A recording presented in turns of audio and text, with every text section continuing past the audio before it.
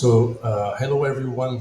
My name is Magnus. I'm going to present this paper entitled Slice 1 for Data Intensive Science, Deployment Experience and Performance Analysis. I'm professor in computer science in Ufers University, and I will present this work.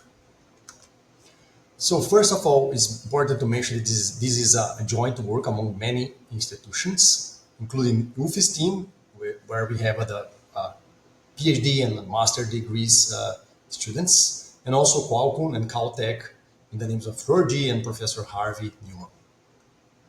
Also, this is part of our postgraduate program in computer science and many labs, data science labs and NERDS, Software Defined Networks Research group.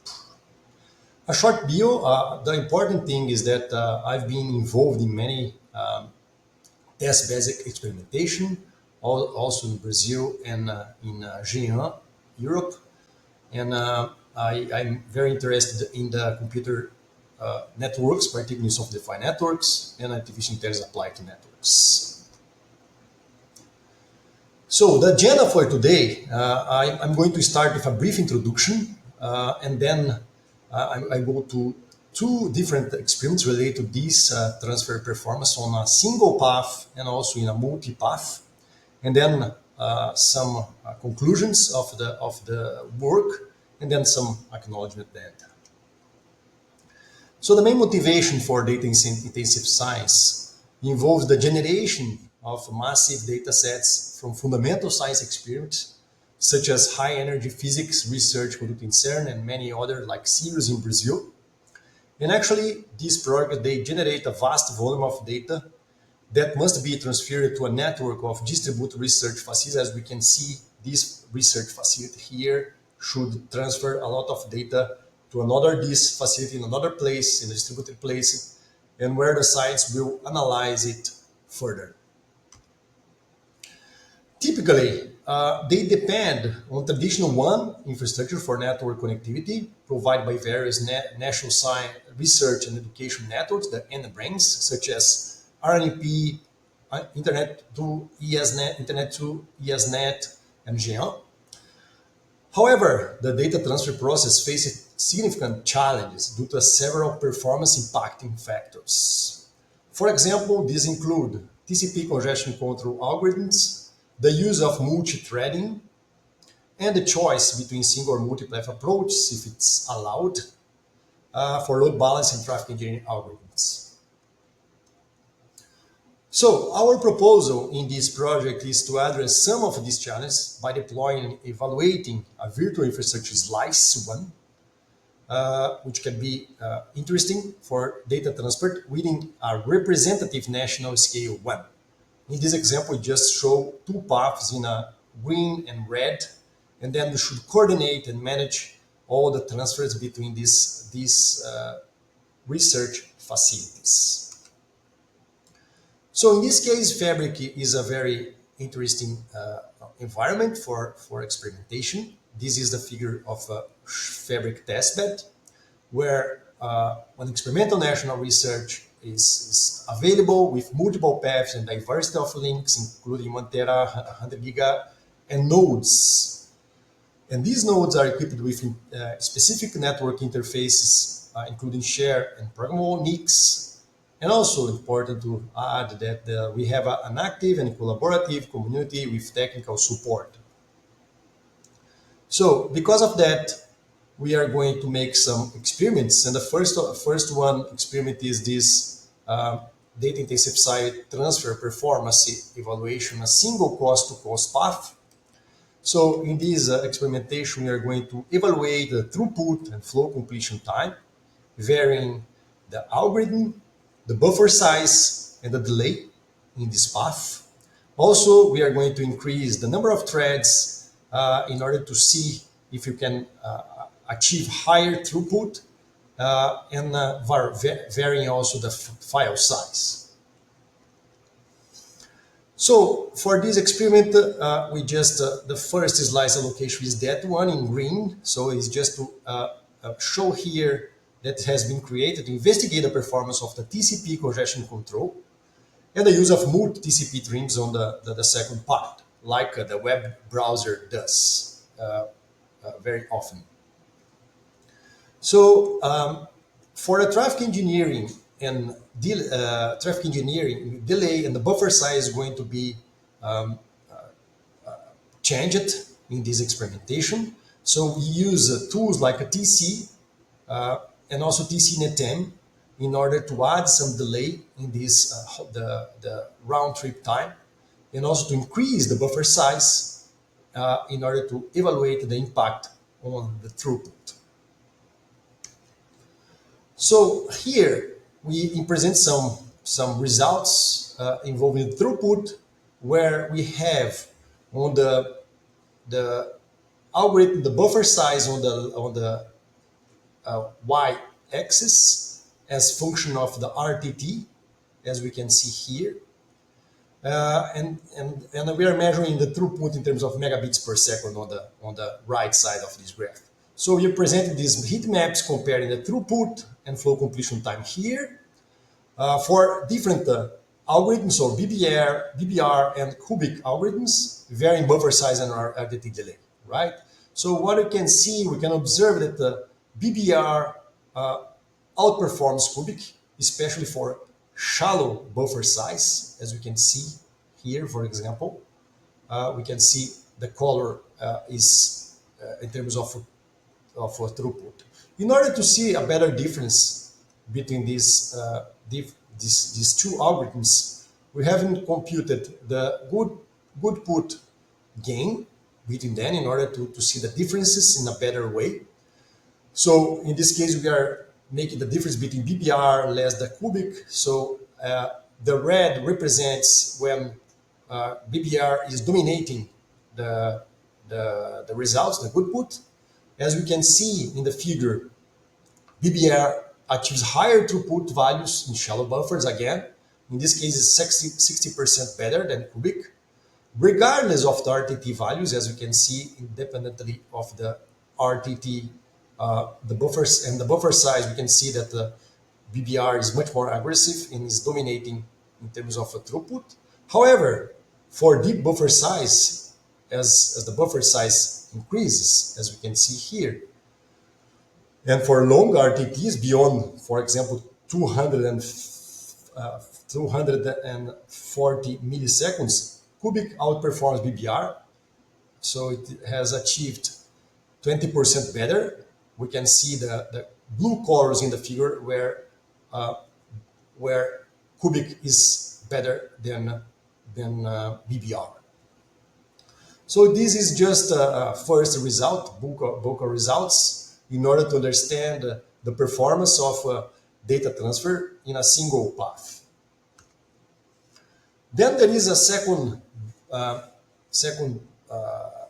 campaign of results, where we can see the throughput per thread in this figure here. This figure, we show the time to transfer data for different sizes from 5 giga and 10 gigabytes for the two different algorithms, cubic and BBR again.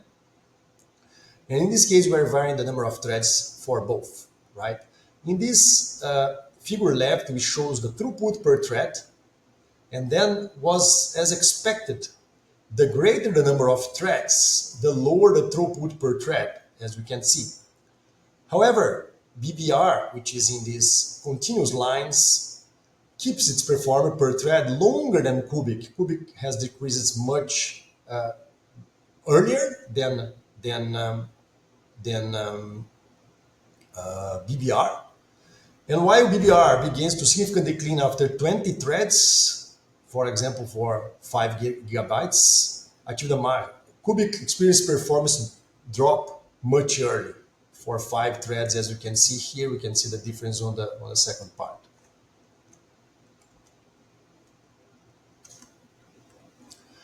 Now let's have a look on a second experiment, where we have a multi-path slice allocation. In this test bed of fabric, we can see exactly these sites that have been chosen for this second experiment. Well, so now I'm going to explain the multi-path deployment in Fabric case, the experimentation in this case. So first of all, from the left, we can see the slice allocated in Fabric, which is basically composed by 3 different paths: red, green, and blue. And on top, the red and blue, red and green, they are sharing a link. Let's call link 1, and then the link 2, which is crossed by the blue path in order to cross from host 1 to host 2. So in terms of paths, we can see the red path, which is a little bit longer than the other 2, then the green and the blue path here in terms of hops. So, and then the third part is the workload that we are going to transfer in this experiment. Basically, we are using equal cost multiple path in a route, which means that the flows are sent in a round robin way. So flow 1 and flow 2, then flow 3. So we are going to send them in the 3 existing paths in a round robin way, right? Then for these experiments, what we can see is that the flow completion time using equal cost multiple path in Fabric in a uniform way. So it means that we are asking for a uniform link allocation, which means that in this case, link 1, let's suppose, has 300 megabits, and then link 2 here crossing the blue line 300. So they are uniform in terms of slice allocation.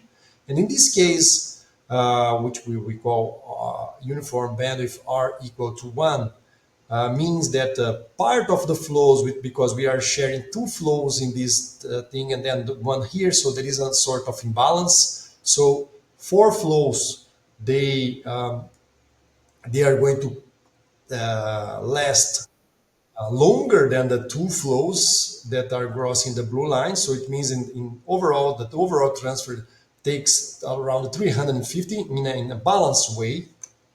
And it can be worse. Actually, the flow completion time doubles for unbalanced bandwidth. So if the case is still worse, which means the link 115, which is half of the link 2, it means that the flow can take still longer. So all of them, or most of them, the 4, they take still longer, for double than before. However, there is some interesting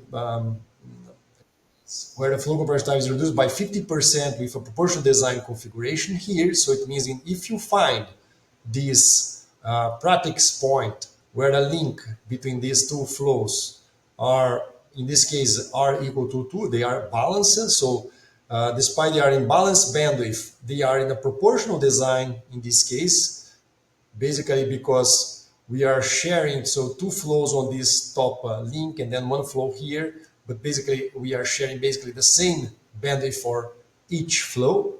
Of course, we are considering uniform flows at this case. Then we can see in terms of flow completion time, they are all of them finishing around 150. So we can see all 3 together side by side that this proportional design is very nice in terms of performance, especially for multi-path slice allocation. So some final remarks of this paper. We are addressing the challenges related to the massive data transfer in these networks, and actually it requires a holistic approach. This is not an easy and trivial problem. Especially there is unique characteristics of data transfer that unveil complexity that demand specific considerations. For a slice with a single path, while slight difference favor BBR, the overall effectiveness of increasing the number of threads surpass the impact of select. In other words, it's better to increase the number of threads instead of selecting the best TCP algorithm. However, in scenarios with a high number of threads and substantial data volume, BBR multiplex appears to outperform cubic. So this is also to considering. A takeaway message on a multiple path slice scenario, it has been important to find out a practical existence of a bandwidth wasteless point known as proportional design, as we can see. A very interesting paper from Jordi Ross. And for a specific slice configuration, this is we also look for these practical proportional design configurations. And this design optimally uses the links and it allows us turning a multipath slice, and it plays a crucial role achieving nearly simultaneous completion of all flows. So to end this presentation, I'd like to thank you all for your attention. And if you are really interested to know more details about this, just go to this paper repository here and also the GitHub of this project.